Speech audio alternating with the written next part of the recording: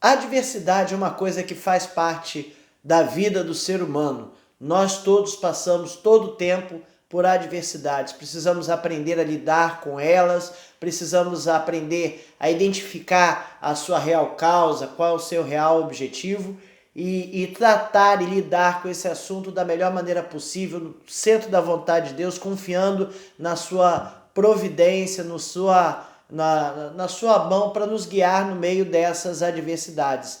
A pandemia tem nos trazido, sim, um momento de grandes adversidades, ansiedades, preocupações do que vamos comer, como vai ficar a economia, se a gente vai ter emprego, se vai ter comida, enfim, de tudo um pouco tem nos deixado ansiosos por causa dessa pandemia. Se a gente vai pegar, se vai ser grave, se não vai ser, tudo isso nos preocupa demais, tudo isso nos cria uma série de ansiedades que a gente precisa saber lidar. Nessa nova série de estudos, então, vamos estudar a respeito de vários personagens bíblicos que passaram por adversidades das mais diversas formas e a forma como eles superaram e venceram essas adversidades, aplicando essas situações aos nossos dias atuais. Esse primeiro estudo trata de Abraão. Abraão é conhecido como o pai da fé,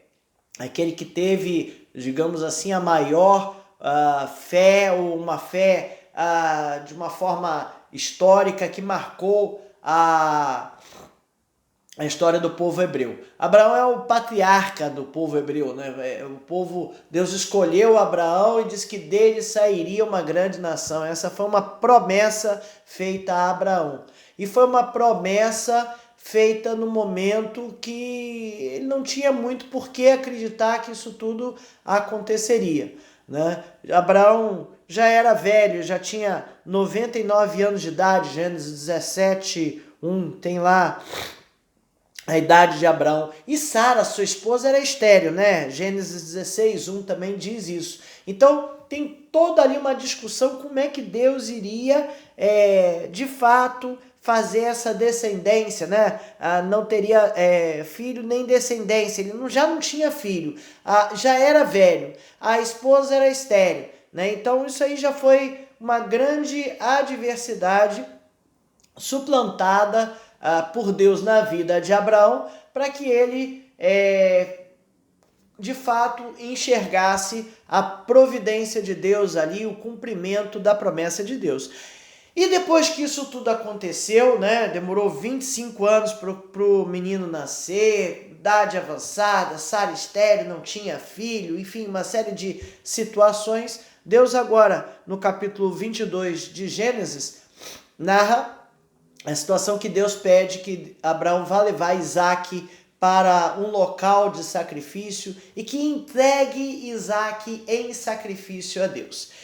É uma situação muito complicada de entender, porque ela se contrapõe à ideia da primeira adversidade, a adversidade de que Deus conseguiu cumprir na vida de Abraão a promessa de ter pelo menos um filho, para que dali pudesse ser possível ter uma grande nação. Já teve toda aquela adversidade e agora Deus pede para matar o filho em sacrifício a ele. Parece que uma coisa contradiz a outra, parece que a promessa de ter uma grande nação se contradiz com o pedido de Deus de sacrificar o seu filho para a adoração para ele, né? E aí levanta-se logo um questionamento. Como confiar em Deus no momento em que a gente está vendo as coisas indo para o caminho totalmente oposto? Acho que Abraão nunca esperaria de Deus um pedido desse tipo, né? Já foi difícil ter o Isaac nas mãos, já foi difícil gerar aquela criança, ainda corria o risco, ele já era muito velho, então se demorou 25 anos, ele tinha 99, ele tinha 124 anos quando Isaac nasceu. Veja que ele precisava ir até os 150, 160 para conseguir criar o Isaac. E aí Deus pede a vida de Isaac. Uma coisa parece contradizer a outra, mas Abraão foi obediente. Abraão obedeceu a Deus, atendeu ao seu pedido e levou Isaque até onde Deus pediu. O texto básico da nossa lição é Gênesis 22, de 1 a 19. Eu vou ler rapidamente para você. Depois dessas coisas, pôs Deus Abraão à prova. Deus pôs Abraão à prova. E lhe disse: Abraão, este lhe respondeu: eis-me aqui. Acrescentou Deus: toma teu filho, teu único filho, Isaque, a quem amas, e vai-te à terra de Moriá. Oferece-o ali em holocausto sobre um dos montes que eu te mostrarei. Levantou-se, pois, Abraão de madrugada, e tendo preparado o seu jumento, tomou consigo 2 dos seus servos e a Isaque, seu filho, rachou lenha para o holocausto e foi para o lugar que Deus lhe havia indicado. Ao terceiro dia, erguendo Abraão os olhos, viu o lugar de longe. Então disse a seus servos: esperai aqui com o jumento. Eu e o rapaz iremos lá, e havendo adorado, voltaremos para junto de vós. Tomou Abraão a lenha do holocausto e colocou sobre Isaque, seu filho. Ele, porém, levava na mão o fogo e o cutelo. Assim caminhavam ambos juntos. Quando Isaque disse a Abraão, seu pai: meu pai, respondeu Abraão, eis-me aqui, meu filho. Perguntou-lhe Isaque: eis o fogo e a lenha, mas onde está o cordeiro para o holocausto? Respondeu Abraão: Deus proverá para si, meu filho, o cordeiro para o holocausto.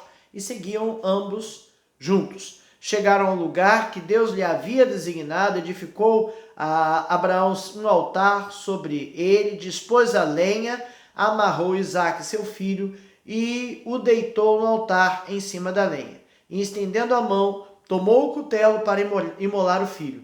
Mas do céu lhe bradou o anjo do Senhor: Abraão, Abraão. Ele respondeu: eis-me aqui.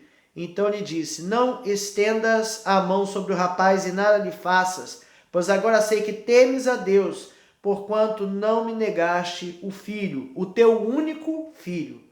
Tendo Abraão erguido os olhos, viu atrás de si um carneiro preso pelos chifres entre os arbustos. Tomou Abraão o carneiro e ofereceu em holocausto em lugar de seu filho. E pôs Abraão por nome aquele lugar: o Senhor proverá.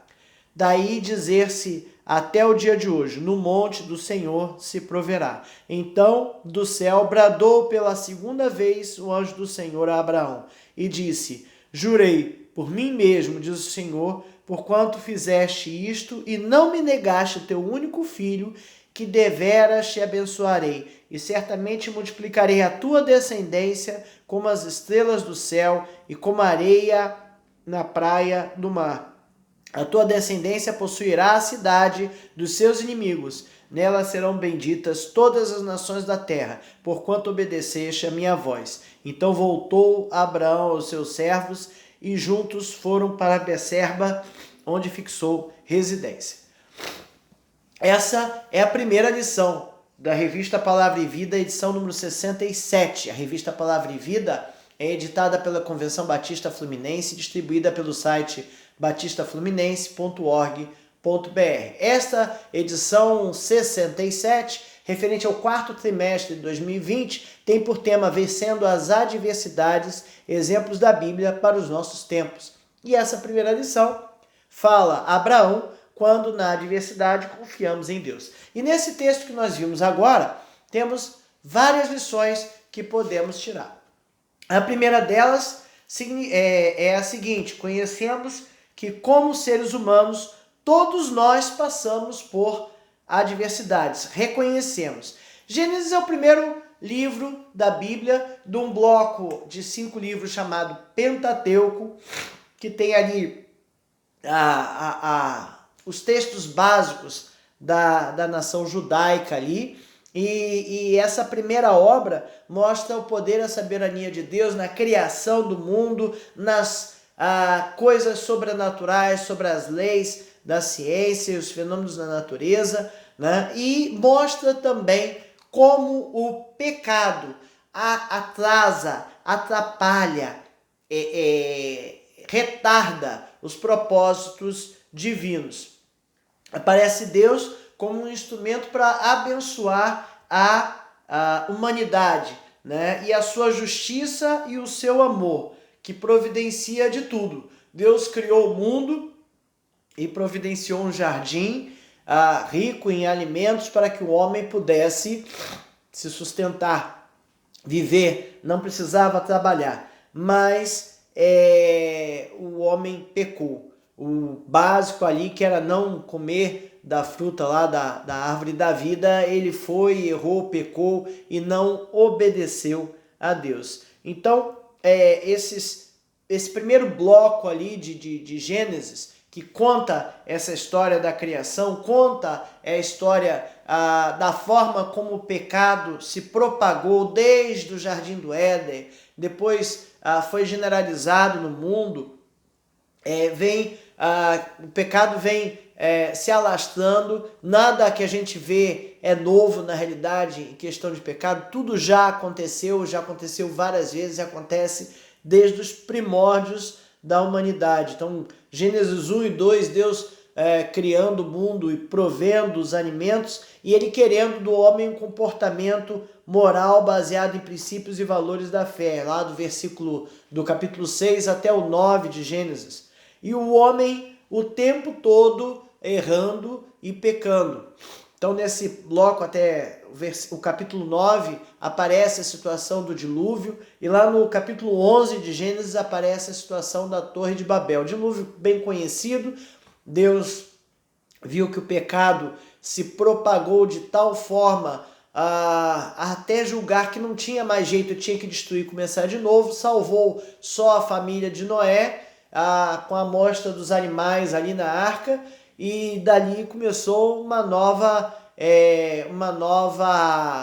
novo mundo, por assim dizer, depois do dilúvio. E vem aí a história depois da Torre de Babel, que os homens queriam construir uma torre tão alta que pudessem chegar aos céus, aos deuses ou a Deus. E aí a gente vê que nesse tempo todo a humanidade está em oposição, a palavra é essa, oposição ao governo de Deus. Em vez da humanidade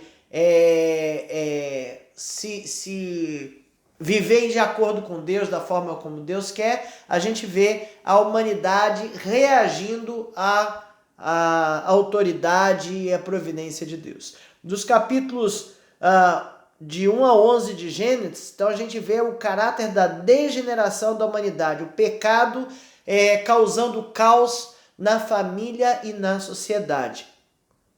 Tudo igualzinho ao que a gente vê hoje, infelizmente, né? E do capítulo 12 a 50 de Gênesis, a gente vê a narrativa focada em cima de Abraão e da sua família, a família patriarcal, aquela família da qual Deus tirou todo o povo de Israel. Todo o povo de Israel, os descendentes de Israel são originários ali na família de Abraão, a quem Deus chegou lá na terra dos caldeus, falou lá, sai da tua cidade, da tua parentela e vai para a terra que eu vou te mostrar. Abraão aparece então como um unificador e restaurador, né? Um unificador porque é uma pessoa escolhida para que dali saísse uma grande nação, e restaurador do relacionamento entre o homem e Deus, uma vez que ele era para Deus uma pessoa boa, uma pessoa que era temente a Deus, que cuidava ali de fazer a vontade de Deus. Então, mesmo com tudo isso, a gente percebe que Abraão passou por várias crises e vários problemas. E o ser humano passa por crises e problemas o tempo todo. Quando não era a pandemia, era a economia, era o emprego, era o salário, era a alta de preços, era comida cara, enfim, são várias dificuldades que a gente passa o tempo todo. E Deus está sempre disposto ali a nos restaurar no relacionamento com Ele. A gente precisa estar sempre junto de Deus em todas as nossas dificuldades. A gente não tem como passar pela vida sem experimentar algumas provas. As provas fazem parte da nossa vida, mas elas não são ruins, né? Elas são naturais. João 16:33, Jesus disse lá: no mundo tereis aflições, mas ele também deu uma expectativa boa para a gente. Ele falou: no mundo tereis aflições, mas tem de bom ânimo, porque eu venci o mundo. Então, Jesus mesmo teve problemas, teve provações, e ele mesmo diz que era possível vencer essas provações. Deus não tira as adversidades da nossa vida. Ele não elimina essas adversidades, mas ele nos dá condições de passar por elas. E tem uma coisa bem interessante. A gente fala de provação. Me lembra aqui de uma situação que existe muito na engenharia civil, que é o corpo de prova. Quando você faz ali uma amostra de cimento para um prédio, para um viaduto, uma coisa assim que precisa ter uma segurança, que aquele cimento está realmente dentro da especificação, porque vai suportar ônibus e caminhões passando em cima. Então, quando se coloca lá o concreto, o cimento ali naquela liga, enche-se como se fosse um tubo de PVC largo assim, faz que a gente chama de corpo de prova, né? Uma amostra daquele concreto, várias amostras daquele concreto, e aquele concreto é secado ali junto e depois é levado para o laboratório. E no laboratório coloca-se uma prensa hidráulica que mede a compressão em cima daquele corpo de prova. E aí você vê, olha, você está dando tantas toneladas por metro quadrado, era isso que eu queria, então o cimento ficou dentro da especificação, está atendendo ao desejado. Tem como construir um viaduto sem fazer isso? É muito arriscado, porque se deu problema naquele concreto ali que foi colocado, naquela viga, naquela peça ali, vai ser um ponto frágil daquele viaduto, daquela ponte, e pode vir a ter um acidente muito feio. Então, as provações fazem isso conosco, fazem com que nós sejamos provados, para que a gente seja experimentado. Toda provação tem por objetivo levantar uma medição da situação atual. Se você quer saber a minha temperatura, olha só, agora está muito normal isso, você precisa saber a temperatura da pessoa. Você vai com o termômetro e mede a temperatura para ver se passa ou não. Não é isso? E as provações fazem isso conosco. Elas medem a nossa maturidade na fé. Então, elas são muito importantes, são muito necessárias, porque sem elas a gente não sabe se amadureceu ou se não amadureceu, né? Então, a gente só amadurece nas adversidades. E a gente precisa, então, experimentar essas adversidades para que a gente também possa experimentar o cuidado de Deus conosco, o amor dele, a sua proteção. É necessário que a gente experimente. Só vai experimentar no meio do problema. Aliás, a gente só lembra de Deus quando está no meio do problema. Quando está tudo bem, é muito difícil lembrar de Deus. É verdade ou não é? Infelizmente, a gente deixa ele de lado. Mas assim, a gente não pode confundir coisas diferentes. Não vamos confundir provação com tentação. A provação, ela tem um caráter pedagógico. Ela é feita por Deus. Já a tentação, ela não é feita por Deus. Deus não tenta ninguém. Tiago 1, de 12 a 15, diz assim, bem-aventurado o homem que suporta com perseverança a provação, porque, depois de ter sido aprovado, receberá a coroa da vida a qual o Senhor prometeu aos que o amam. Ninguém, ao ser tentado, diga, sou tentado por Deus, porque Deus não pode ser tentado pelo mal e ele mesmo a ninguém tenta. Ao contrário, cada um é tentado pela própria cobiça quando esta o atrai e seduz. Então a cobiça, depois de haver concebido, dá luz ao pecado, e o pecado, uma vez consumado, gera morte. Então, a gente tem que entender a diferença entre provação e tentação. A provação é um teste para verificar o meu nível de fé. Posso ser até reprovado. Abraão foi reprovado algumas vezes, a gente vai ver ali. A tentação, ela vem do próprio mal que nós temos, da nossa própria natureza pecaminosa. Cada vez que eu deixo a minha natureza pecaminosa tomar o controle da situação e vou no caminho que não deve ir, eu estou sendo tentado, estou dando a vazão à minha natureza pecaminosa, ok? Veja que várias provas já existiram só na primeira promessa. Abraão demorou 25 anos para conseguir o filho Isaac, né? Com a esposa estéril, com ele idoso. Aí vem Deus e manda sacrificar. Tem cabimento isso? Não. Provavelmente parece não ter o menor cabimento, porque fé e razão nem sempre dialogam. Aliás, geralmente não dialogam.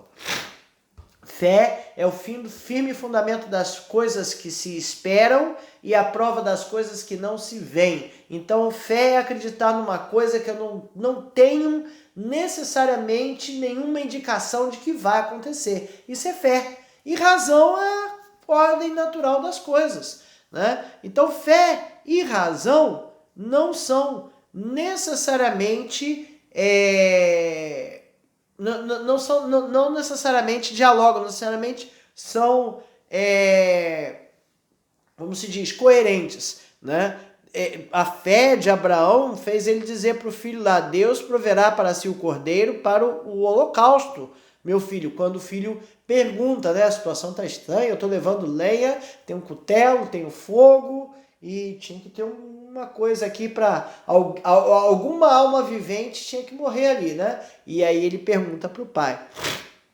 Agora a gente não pode confundir nem provação, nem tentação com a consequência das escolhas equivocadas, das escolhas erradas que nós fazemos, né? Então muitas vezes a gente peca e por pecar adquire uma doença e a doença fica ali para o resto da vida ou morre dela, né? E isso é a consequência daquele pecado que deu origem a isso, né? Então muitas vezes a gente erra e por errar cria-se uma situação que persiste por longos e longos anos, é consequência do pecado.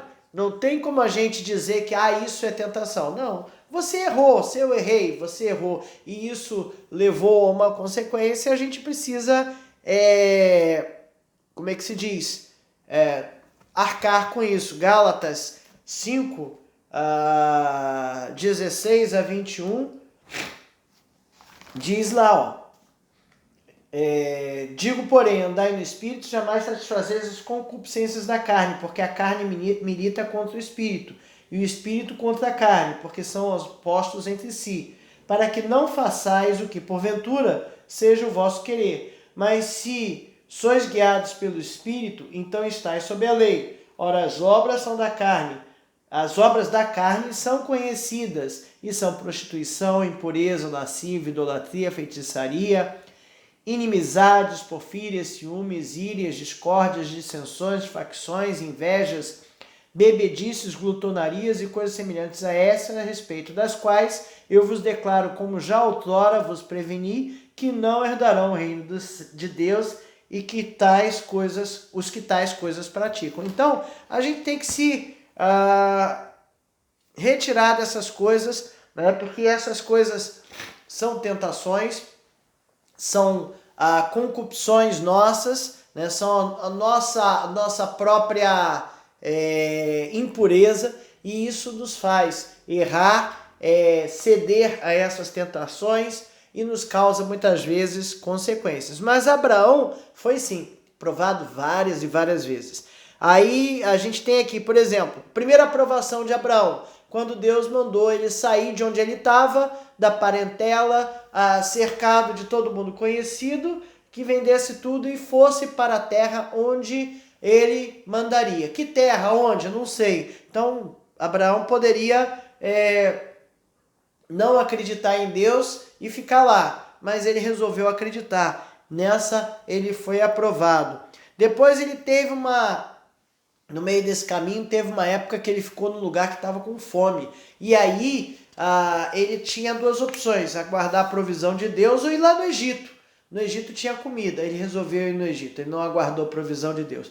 Pior, quando chegou lá ficou com medo que sua esposa fosse tomada por ser esposa, né? E aí falou que a Sara era sua irmã. Ele mentiu. Então veja, nesse quesito lá em Gênesis 12, de 10 a 13, Gênesis 12, 10 até Gênesis 13, 4, Abraão foi reprovado. Depois ele foi aprovado de novo a respeito de renúncia de privilégios e vantagens, sabe? É aquela história quando você quer brigar pelo melhor e o melhor tem que ser seu, mesmo sendo com irmão, com parente, com alguém conhecido. Então, Abraão teve essa briga com o sobrinho Ló, né? Eles estavam num determinado lugar ali, perto de Sodoma e Gomorra, e o gado cresceu e começava a ter problema de onde um gado ia pastar, meu gado está pastando junto com o teu,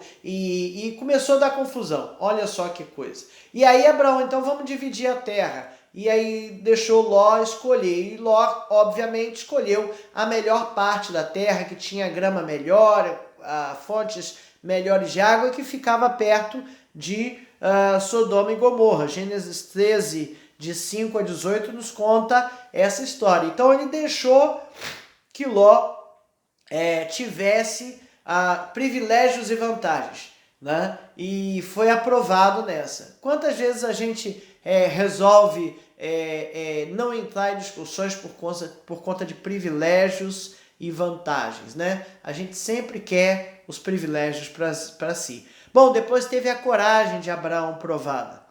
Gênesis 14, de 1 a 16, narra que Ló foi sequestrado por alguns reis e Abraão teve que ir lá lutar para libertar o sobrinho.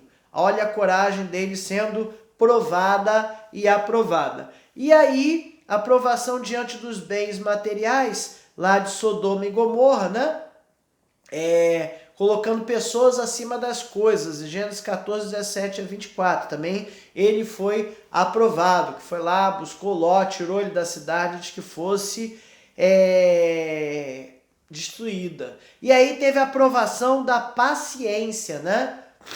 Deus falou que ele teria seria patriarca de uma grande nação e ele não tinha filho. E passados vários e vários anos, ele ainda não tinha filho, Sara não tinha ainda engravidado e concebido Isaac, e aí Sara coloca ali o expediente de uma situação que se usava naquela época, que era pegar a escrava e dar para o marido, para que ali tivesse um filho. Abraão, depois de tanto tempo esperando e nada acontecia, entendeu que seria dessa forma, e aí aceitou, né? E ele foi reprovado por Deus, porque não era esse o filho da promessa. Depois disso, Sara ficou grávida. Esse foi o filho da escrava Agar, né? Gênesis 16, de 1 a 16, conta essa história aí, né? E ele foi reprovado nesse quesito paciência. E aí pronto, tudo resolvido, Deus fez Isaac nascer, crescer, de Sara, o filho da promessa, e aí por fim, no capítulo 22, Deus vem com essa, né? Olha, depois dessas coisas, pôs Deus Abraão à prova e lhe disse: Abraão, e este respondeu: vem aqui. Acrescentou Deus: toma teu filho, teu único filho, Isaque, a quem amas, e vai-te à terra de Moriá. Oferece-o ali em holocausto sobre um dos montes que eu te mostrarei. E essa foi a maior das provações, que era sacrificar o seu próprio filho. Ele não chegou às vias de fato, Deus não deixou que isso acontecesse, mas ele fez tudo o que Deus mandou. Será que nós temos sido provados e aprovados na nossa vida?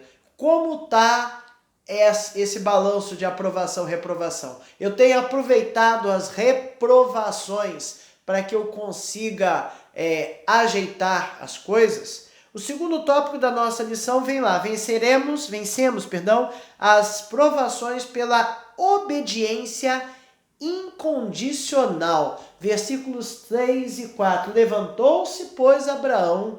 De madrugada ele tinha que ir sacrificar o filho. A viagem era longa, 3 dias de viagem, e ele acordou de madrugada. E tendo preparado o seu jumento, tomou consigo 2 dos seus servos, e a Isaque, seu filho, rachou lenha para o holocausto, e foi para o lugar que Deus lhe havia indicado. Ao terceiro dia, erguendo os olhos, Abraão os olhos, viu o lugar de longe. Então, mesmo achando estranho, mesmo achando duro, mesmo achando difícil, Moisés foi lá e preparou tudo que tinha que preparar para ir cumprir a vontade de Deus. Isso é obediência. E com certeza ele foi em direção a Moriá com o coração apertado, triste, apreensivo, talvez até ansioso. Meu Deus, o que tu vai fazer? É isso mesmo? Será que não é? Mandou, eu vou fazer. Mas qual é a provisão? Qual é a ideia? O que vai acontecer? Não achem que para Abraão foi uma situação banal, uma situação fácil, trivial, fazer o que ele fez. Foi um grande teste, aquela história do nervos de aço, né? Foi um teste de nervos de aço. Levar o seu filho e chegar ao ponto de construir o altar, botar a lenha, deitar amarrado em cima e levantar o punhal para matá-lo. Veja que o filho foi substituído por um animal, né? E houve uma substituição, então, do cordeiro. Os sacrifícios expiatórios faziam parte da história do povo de Israel, sempre fizeram. Se você ler os 7 primeiros capítulos de Levítico, tem todos os tipos de sacrifício que o povo fazia, né? E era comum naquela época sacrifício de pessoas.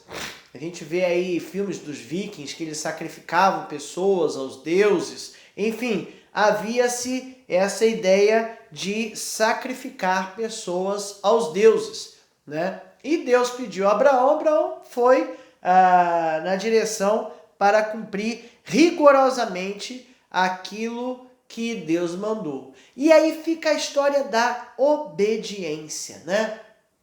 Como fica a nossa obediência perante a vontade de Deus? A minha obediência tem sido incondicional ou eu tenho condicionado a minha obediência à minha vontade? Será que eu estou realmente 100% do tempo fazendo a vontade de Deus?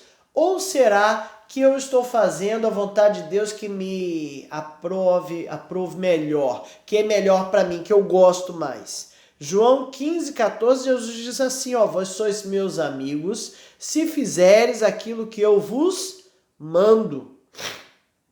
E Abraão, o que ele fez? Ele acreditou, ele arrumou as coisas, caminhou 3 dias na direção do Monte Moriá, né? Sem murmurar, sem reclamar, obedeceu.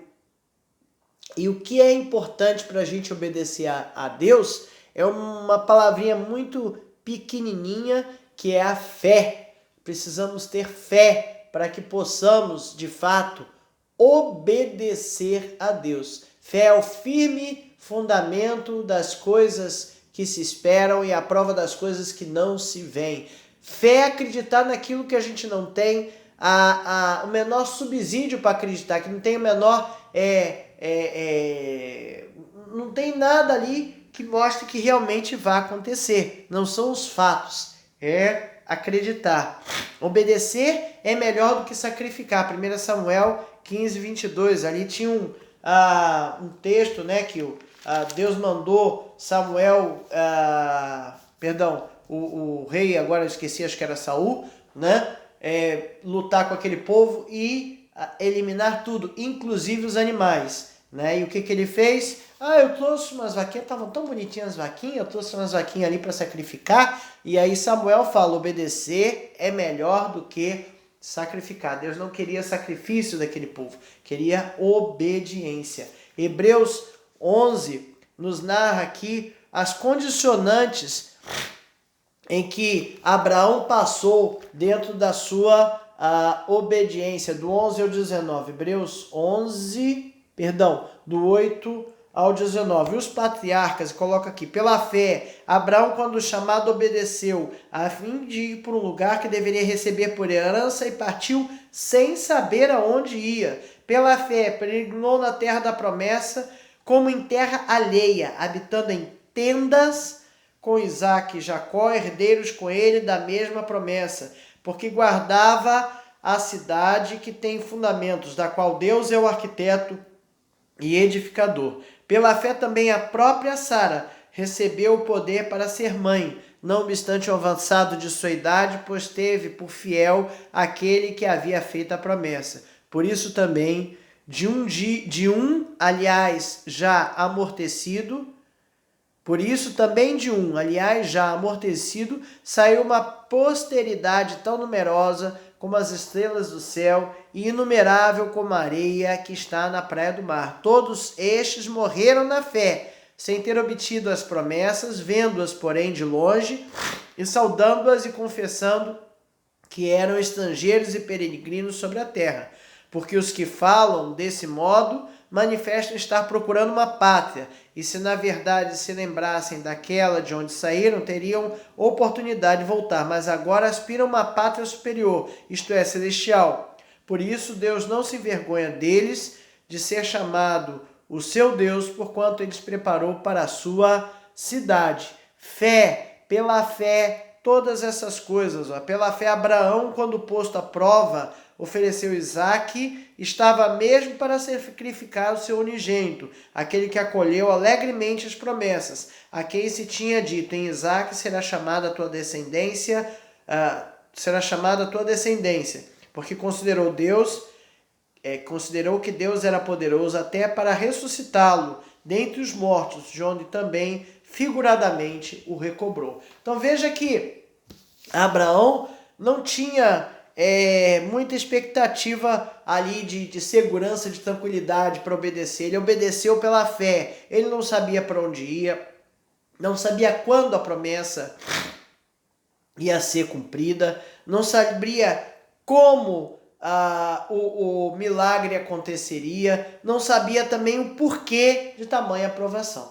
Mas independente de todas essas coisas, que são coisas que a gente pergunta o tempo todo. Aliás, isso aqui está me lembrando uma técnica de planejamento bem simples, que o pessoal chama de 5W2H, que são as perguntas em inglês, who, where, how, when, né? O quando, o que, aonde, porquê, quem vai fazer, como, né? Então, depois pesquisa ali 5W2H, você vai ver. São 7 perguntas que a gente faz ali para definir uma situação bem bacana, né? E a gente sempre quer saber dessas coisas em tudo que a gente vai fazer. A gente quer saber o que é, como é, eu vou para onde, fazer o quê, qual é a missão, o que eu quero, o que Deus quer de mim, né? E muitas vezes Deus quer simplesmente que a gente saia da nossa parentela, levante acampamento e siga para onde Ele vai mandar e eu não vou saber, né? Será que é assim que a gente tem feito? Será que a gente tem seguido a vontade de Deus dessa forma? Essa obediência é fruto de um adorador grato. Abraão era um adorador grato, né? Era uma experiência dolorosa sacrificar seu filho, sim, mas ele fez por gratidão a Deus. Ele com certeza tinha fé em que as coisas iam acontecer, né? Que Deus iria providenciar, mas ele colocou seu coração, um coração de adorador grato, porque Deus contemplou todas as suas promessas, fez cumprir todas as suas promessas desde que disse que de Abraão sairia uma grande nação, né? Então, o adorador grato é aquele que tem uma obediência incondicional, faz a vontade de Deus independente das condições. Será que eu estou fazendo a vontade de Deus independente das condições? Será que Deus, quando manda eu fazer uma obra, uma atividade na igreja, um trabalho, eu estou trabalhando ou não estou trabalhando porque fulano, ciclano, beltrano faz desse jeito ou daquele, eu não gosto, não quero, não é assim que eu quero? Como é que tem sido a minha postura perante a obediência incondicional a Deus? Terceiro tópico dessa lição fala que vencemos pela fé no Deus da provisão.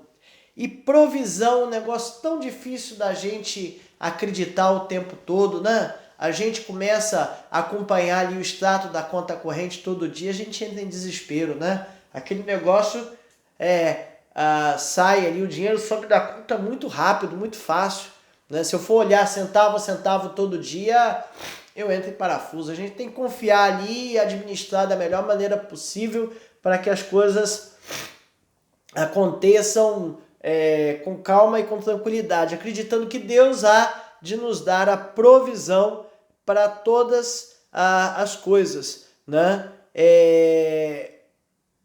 Abraão estava muito confiante na provisão de Deus. Quando ele parou lá no versículo 5, ele avistou o monte que ele faria a adoração, né, lá em Moriá, ele chegou e disse ali, olha, Gênesis 12, versículo, me perdi aqui, 22, 5, eu estou no 12, 22, 5. Então disse a seus servos, esperai aqui com o jumento, eu e o rapaz iremos lá, e havendo adorado, voltaremos para junto de vós. Olha, Abraão não sabia como é que Deus ia fazer, mas ele sabia que Deus ia fazer. Como é que Deus ia fazer para que Isaac voltasse? Ele não sabia, mas ele sabia que Isaac iria voltar. Ele tinha fé nisso. Ele sabia que Deus teria provisão. Tanto é que, assim, lá nos versículos 7 e 8, então ele sai caminhando com Isaac para o morro, só ele, Isaac. Quando Isaac disse a Abraão, seu pai, meu pai, respondeu Abraão, eis-me aqui, meu filho. Perguntou-lhe Isaac, eis o fogo e a lenha, mas onde está o cordeiro para o holocausto? O que Abraão respondeu?